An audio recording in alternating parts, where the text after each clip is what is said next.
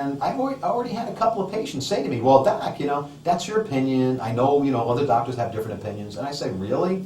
Well, we need to define belief and fact. We need to define belief and fact. Beliefs can be right or wrong. Facts just are. Let me repeat. Beliefs can be right or wrong. The facts just are. I seem to recall me believing in Santa Claus when I was growing up. Well, that didn't pan out too good for me, okay? That was a wrong belief. What I'm talking about here are the facts, okay? Let's take it a step further. Here's a nice little analogy that I used with one patient who got confrontational with me, and I use with all the doctors every time they get confrontational. I asked somebody if the world is flat or round. Actually, everybody thus far has responded that the world is round, thank goodness. So then I'll look at them and I'll say, is this your belief? Do you believe the world is round? And they'll say, yes, I believe the world is round. And I'll say, really? I'm like, you don't believe the world is round, you know the world is round. It is a fact. You see, beliefs can be right or wrong. Facts just are. Whether or not you believe the world is round or not is irrelevant, for the world is round. Whether anyone disputes what I'm saying here today, as I give you the correct factual information, whether you believe it or not, is really irrelevant, because I'm giving you the facts on human nutrition. It is amazing that I'm controversial. It's amazing. Oh wait, who was that guy? Who was that guy? Galileo, right? A gentleman I believe most of us have heard of, who irrefutably proved that the world was round using accepted geometrical tools of his day. It was Euclidean geometry for you geometry buffs out there. Was he awarded any gifts? Was he rewarded or received any rewards, or Nobel Peace Prizes, or Nobel Science Prizes? No, he was locked up. He was put in prison under house arrest, and most of his records were destroyed. So, way to go, Galileo, Don't think. Well, actually, way to go, Galileo, for telling us the truth. But you see, the powers to be at the time weren't ready to accept it.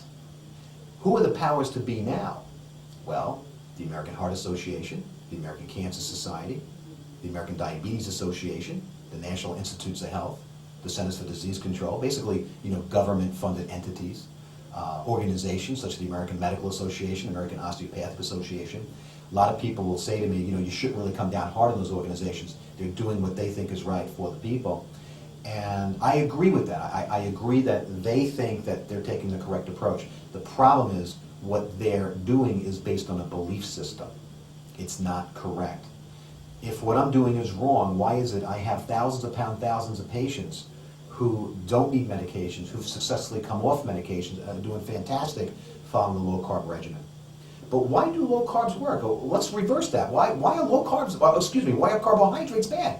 Well, most people know that carbohydrates are broken down into sugar, okay? And if you're looking at a complex carb like whole wheat or pasta or whole wheat bread or whatnot, those carbohydrates in there, the complex carbohydrates, are broken down into simple sugars, which is basically your glucose molecule right here, okay? Basically your glucose molecule right here.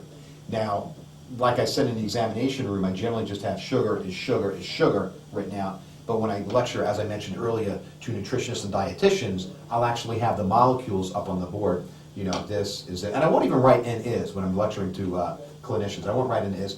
I'll draw 3 glucose molecules on the screen. And I'll ask them, okay, what's the difference between these molecules?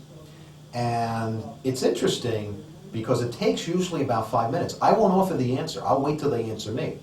And finally, somebody usually sheepishly raises their hands and says, nothing, And I'm like, congratulations, you're absolutely right. Then what I'll do is I'll write, underneath or on top, I'll write whole wheat bread, white bread, and above the third I'll write cakes and candies. And nothing clicks. You don't see anything in their faces going on. But then I'll show them this little thingamajig here. Now for my physicians, my nutritionists, they've taken biochemistry. They've taken biochemical pathways. They have learned that glucose, or I should say it this way, that cholesterol, plaque-forming deadly cholesterol, comes from glucose. But the problem with the learning, the instruction, which is where I was led astray, is that we learn it segmentally. Now, right in front of me is a Stryer. This is a Lupert Stryer biochemistry textbook. This is a 2007 edition that has all the biochemical pathways in it that show how glucose leads to the production of cholesterol. Okay, this is a 2007 version. The first version, or edition, I should say, was 1974. This is the chemistry textbook biochemistry textbook I used in undergraduate. I studied biochemistry and molecular cell biology at Cornell University in Ithaca, New York. This is a textbook I used. We learned a fragmented approach in biochemistry. You didn't start with glucose and then with cholesterol. It wasn't until I read Protein Power, it wasn't until I had my own medical problems that I looked into where I was taught incorrectly that, how cholesterol is made, how bad sugar is.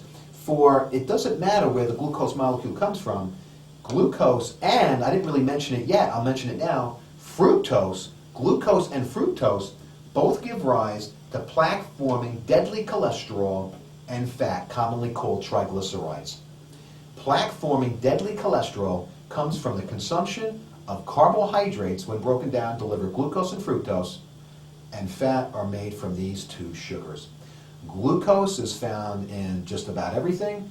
Fructose is found, of course, in fruit and berries, and of course in table sugar. Table sugar basically is sucrose, which is a glucose and a fructose molecule stuck together. This thing right here is so important to understand, it can't be overemphasized. But most physicians have forgotten, if they've even learned, that glucose and fructose the body converts into cholesterol and fat. Make no mistake about it, this cholesterol is what plaques out on our arteries, including coronary, which supply the heart, and the carotids, which supply the neck. This fat is what goes on our bodies as stored fat. There's a book out, I forget the author, it's called Sugar is the New Fat, which is, I think, a great title. Sugar is the new fat, because that's true, because the fat in our bodies comes from basically storage of sugar. Now, it's also fascinating to learn, because I get into, I'm going to say, discussions with physicians.